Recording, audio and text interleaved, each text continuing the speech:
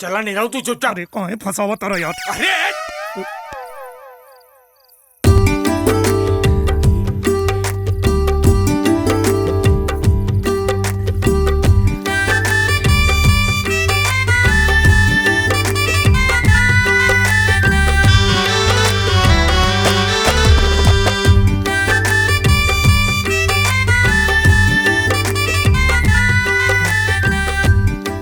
अखंड सौभाग्यवती भव।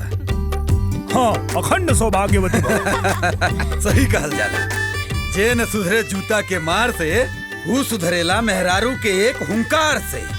अरे हमनी के सुधारत करा के उम्र ढल गई, बाकी बहुरिया के आउते गाय नियन सुधर गई। का कइले बड़ा हैं? एगो होई तोहार भौजी बा, गांव में जन्म लेले के बाद भी आज तक ले को निर्जला व्रत तीज के ना रखलस। प्रयासो कैलस तो डॉक्टर बुलाओ के पड़ गल। है गो ये हमार पतो बिया, उतना बड़का शहर मुंबई में रहला के बाद भी तोहरा खातिर बट सावित्री का उपवास निर्जला रख ले बा बेटा।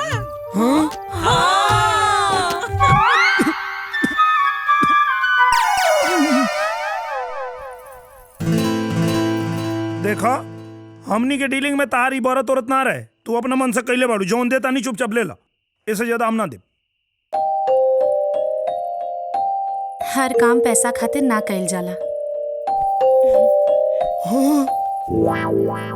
अरे भगवान, तारा कैसा ही सद्बुद्धि देत रहस और हमार पैसा बचत रहे।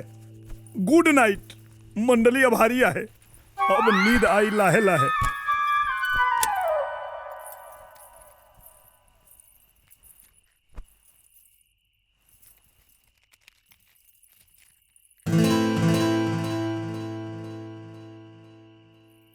अरे तो के अपने मरला के टेंशन नहीं खे, लेकिन सोचा केहू तो तोहरापन हुई जेके तोहरा मरला के बाद टेंशन हो जाई।